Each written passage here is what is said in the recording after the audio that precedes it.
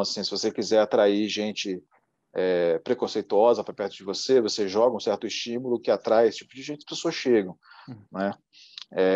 O nosso estímulo era trazer leitores e espectadores que a gente considera que sejam mais críticos, assim, né?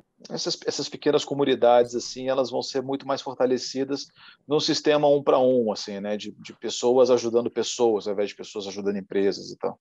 Oi, eu sou Henrique Massaro, esse aqui é o Troca Letras e hoje eu recebo um convidado que tem muita experiência num assunto que muito me interessa e que aos pouquinhos eu tento introduzir aqui nesse meu canal no YouTube, que é falar sobre literatura na internet. Eu converso com o Yuri Alhanati, que é jornalista, escritor, ele é autor de 2 livros, O Bula para uma Vida Inadequada e também A Volta ao Quarto em 180 Dias, que nesse momento está entre os finalistas do Prêmio Jabuti de 2021 na categoria Crônica. E ele é também, claro, o criador do canal Livrada aqui no YouTube, onde ele fala sobre literatura já faz mais ou menos uns 7 anos. Esse é um dos poucos canais que eu realmente acompanho que falam sobre literatura aqui no YouTube já faz bastante tempo. Eu não assisto tantos booktubers, como são chamados esses criadores aí de conteúdo, mas o trabalho do Livrada eu curto bastante, já li muita coisa boa por indicação deles e gosto muito também, claro, da maneira como eles conduzem o conteúdo, sempre carregado de bastante ironia, essa coisa que infelizmente ou felizmente poucas pessoas entendem aqui na internet. Com isso, uma comunidade bem interessante se formou em torno do canal, eles estão atualmente com mais ou menos uns 50 mil inscritos, e é sobre um pouco disso que a gente vai falar, sobre o que o Yuri aprendeu nesses cerca de 7 anos produzindo vídeos falando sobre livros, sobre literatura aqui para a internet. Antes da gente seguir para o papo, eu vou pedir mais uma vez para vocês considerarem se inscrever aqui no canal, dar essa força aqui para a gente, que no caso a gente é só eu, porque eu faço aqui sozinho, ativar as notificações, deixar um comentário aqui embaixo sobre o que estão achando desses conteúdos. Eu estou aqui semanalmente com convidados diferentes, falando sobre literatura, jornalismo, comunicação e contação de histórias de maneira geral.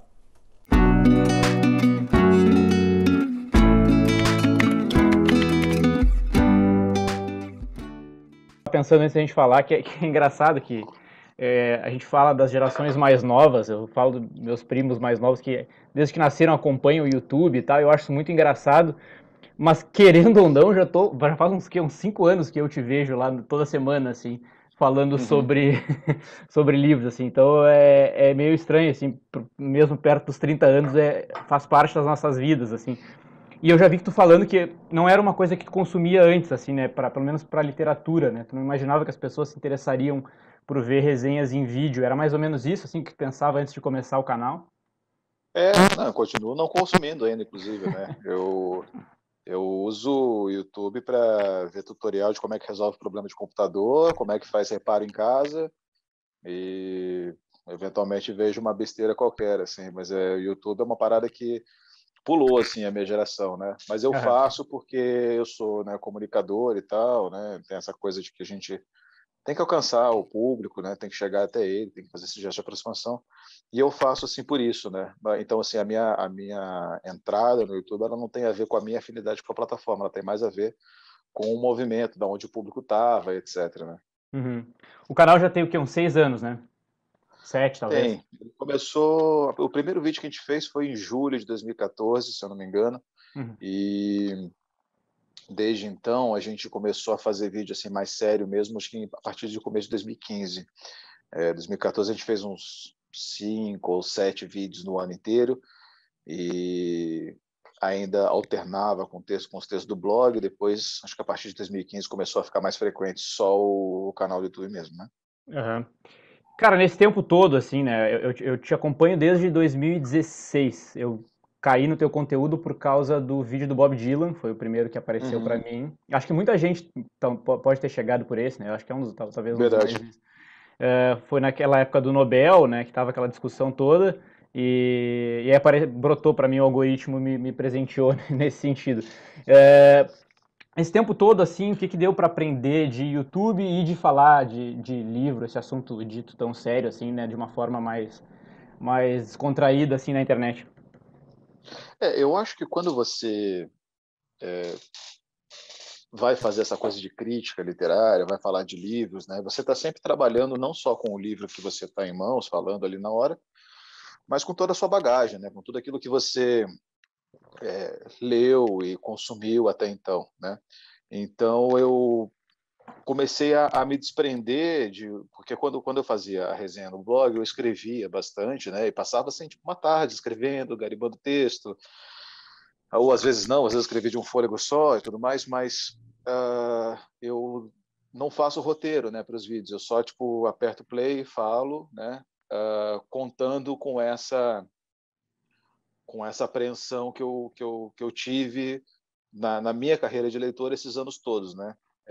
Claro que isso tem uma desvantagem, mas isso tem que é assim, uma falta de aprofundamento, de texto de apoio que você pode buscar, você pode cavucar outras coisas, pode complementar o vídeo sempre, né? Mas isso também é uma coisa tranquila, porque, né, a gente sabe que não existe nem tradução definitiva, nem crítica literária definitiva, então não tem muito por que ficar se esquentando com isso. Mas, por outro lado, eu acho que traz um benefício de uma certa espontaneidade, de uma certa autenticidade, que eu vejo que é o grande diferencial do meu canal em relação a outros canais, pelo menos é o que as pessoas falam para mim, né? O meu canal ele é muito, as pessoas acham que ele é muito autêntico. Então eu tento, né, dessa forma mais espontânea, manter essa autenticidade, porque eu vejo que é um dos grandes chamarizes das pessoas para canais de YouTube. Assim, as pessoas assistem conteúdo de literatura muito menos interessadas em algo parecido com uma aula e muito mais interessadas com algo parecido com uma conversa de bar, alguma coisa assim, sabe? Uhum. Então, mais ou menos isso que eu aprendi, assim. E as pessoas sentiram no teu conteúdo uma forma não se levando tanto a sério, de repente, né? Falando sobre... Eu acho que o se levar a sério, né? Ele é um pouco dúbio porque parece que você está falando as coisas de brincadeira, mas ao mesmo tempo eu acho que ele vem de encontro a um conceito que as pessoas têm de pessoas que trabalham na internet e tal, de que todo mundo se leva muito a sério, todo mundo se acha grande coisa, se acha muito importante e tal. Então acho que nesse sentido, sim. Uhum. O, você estava perguntando o que eu aprendi assim, né, sobre o Isso. conteúdo. Eu aprendi que muita coisa você não precisaria fazer, mas como aquilo ali mantém a galera interessada e conectada, engajada, é muito melhor, assim, sabe? A gente tem resenhas de livros, por exemplo, que a gente faz resenhas de livros, às vezes são mais conhecidos, mas às vezes são completamente desconhecidos. Quando eles são completamente desconhecidos, a audiência é muito menor, sabe? Uhum. Tem pouca gente se interessa, né? Você pode pensar que deveria ser o contrário, assim, ninguém conhece o livro, poxa, eu vou dar uma olhada no vídeo para saber sobre o que ele fala. Mas, na verdade, as pessoas só querem consumir aquilo que elas já ouviram falar. Sim. Então, com isso, você perde muito, mas eu acho que sem esses vídeos de livros que as pessoas não conhecem tanto, não tem esse fator importante que é o da curadoria de resenhas ali de livros que você faz, né? Que é o diferencial, de novo, né? Uma coisa mais parecida com uma aula, você falaria dos livros que as pessoas consideram incontornáveis ou obrigatórios, né? Uhum. Aqui você pode falar das coisas que você acha que são interessantes. Uhum. E aí, de novo, entra essa questão da, da originalidade, da autenticidade, né? Da peculiaridade de cada canal. Uhum. Eu acho que é isso que mantém as pessoas interessadas, né? O crítico, de uma maneira geral, ele sempre tem uma linha e as pessoas que acompanham, né, críticos ou resenhistas, né, tanto no YouTube quanto em jornal, elas com o tempo, né, de leitura, elas acabam aprendendo qual que é a linha do cara, o que ele gosta, o que ele não gosta e se afiliam por proximidades de gosto, né? Uhum. Então, eu acho que isso é importante. Legal. E aí entra também a questão do, eu não sei se dá para chamar de dilema ou não, mas optando por ser autêntico e fazer do teu jeito também, às vezes tu não vai pelo caminho que vai dar mais cliques, ou que vai dar mais audiência, ou que eventualmente vai dar mais patrocínios e tal, né? Essas questões surgiram ao longo desses anos, como é que vocês lidaram com isso?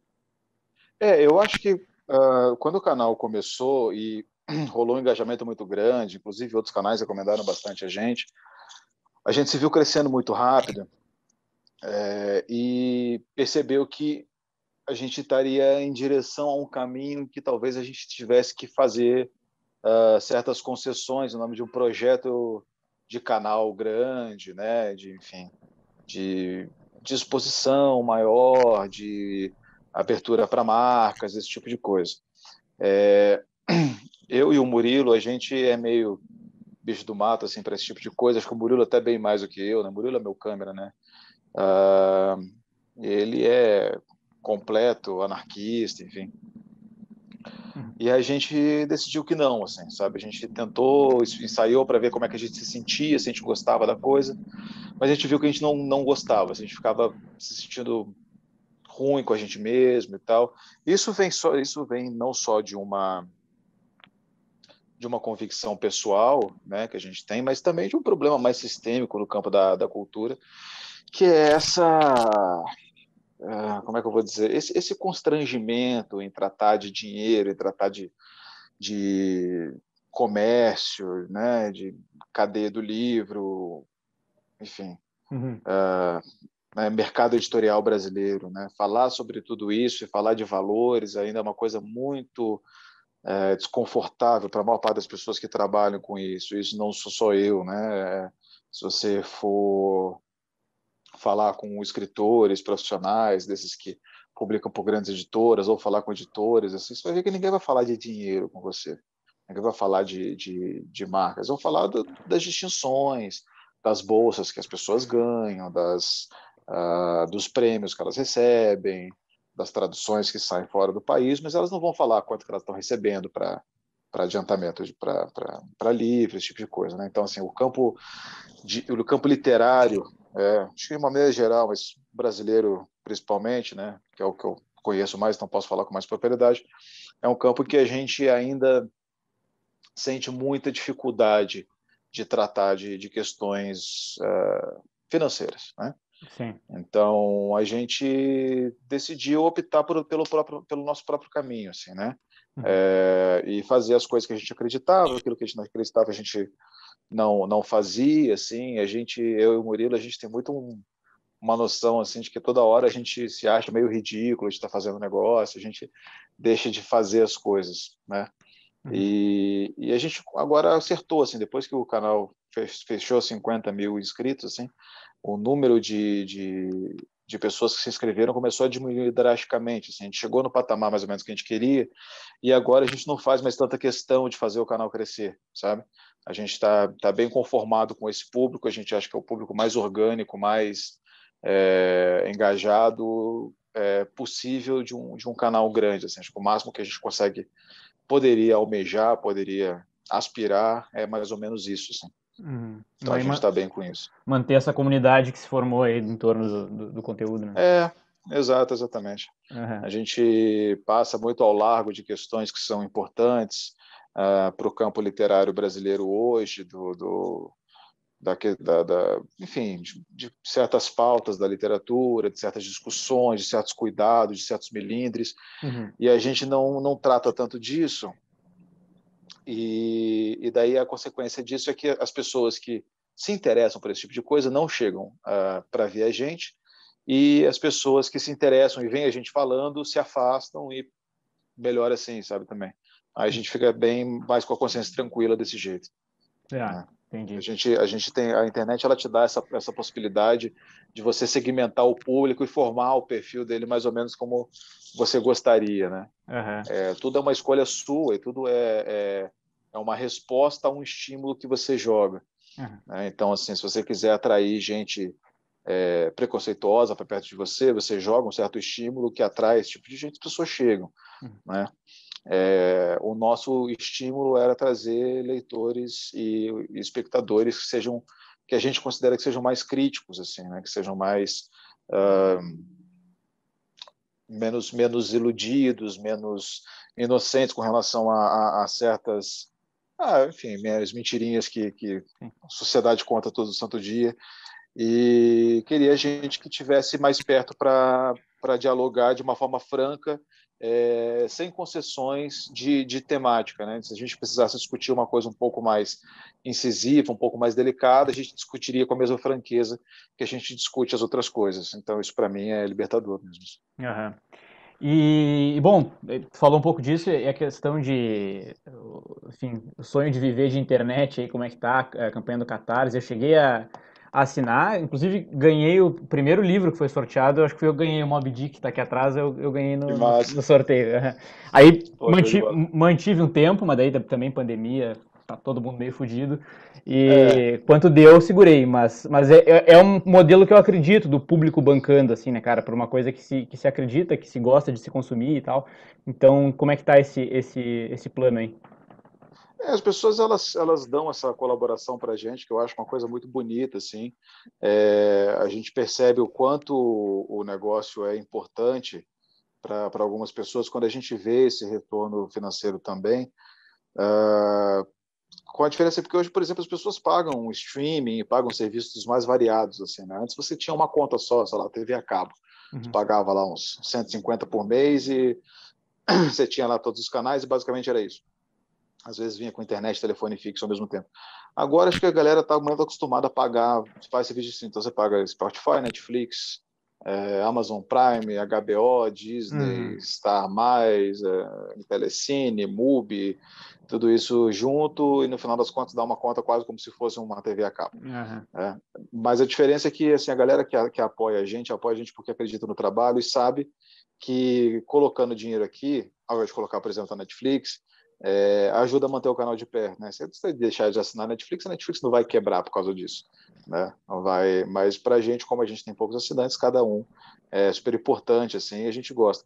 A gente não está vivendo de internet, acho bem difícil, bem improvável que a gente vá de fato viver, né? Mesmo depois que acabar a pandemia e todo mundo, a economia tiver para cima e tudo mais, mas assim é uma ajuda e um respiro financeiro imenso que me permite inclusive abrir mão de certos trabalhos pequenos que eu não gostaria de fazer para poder me dedicar ao canal, né, que é uma coisa ótima também, porque aí eu me dedico a quem já paga e já conta com o meu material há mais tempo, mais regularmente, assim, né? Então para mim é Uhum. ótimo. Uhum. Tu segue trabalhando em jornal ou tá escrevendo por fora, assim? Eu faço freelas esporádicos assim, né? Saí do jornal em 2014, né, da Gazeta, fiquei fazendo tirinhas ainda para eles, Aham. mas escrevo para cá e para lá, né, eventualmente. Sim.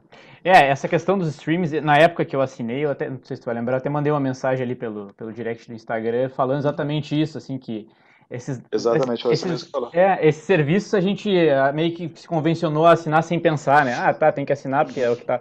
E aí, porra, né, são empresas que não fazem diferença na nossa assinatura, assim, nenhuma delas. E aí a gente, por algum motivo, vê o cara o que tá, seja o portal de jornalismo independente, seja que hoje está cada vez mais comum e a gente pensa mais antes de assinar, né? Mas eu acho que é uma coisa que está mudando, assim, o público bancar o próprio o conteúdo que acredita, assim, né?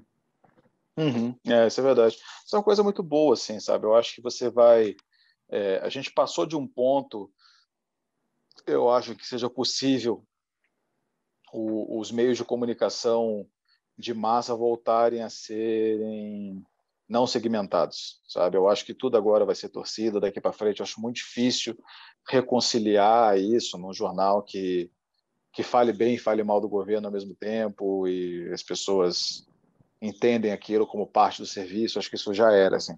Uhum. Não tenho muita esperança. Mas eu acho que uma vez que a gente esteja nesse momento, é a hora de justamente, né, fortalecer as nossas crenças pessoais na mídia alternativa independente, né, etc. Então, acho que isso é parte de um novo momento que a gente está vivendo e de um momento em que ah, essa coisa de formação de aldeias virtuais e de essas pequenas comunidades assim, elas vão ser muito mais fortalecidas num sistema um para um, assim, né, de pessoas ajudando pessoas, ao invés de pessoas ajudando empresas e tal. Antes de encerrar, eu tô aqui mais uma vez no fim do vídeo, só para dizer que esse papo na íntegra de mais ou menos 1 hora tá disponível em formato de podcast, é só procurar no Spotify ou em qualquer outro agregador de podcast por Troca Letras, tudo junto, que vocês vão encontrar a minha conversa com Yuri Elhanati, que também volta aqui em formato de vídeo ao longo das próximas semanas.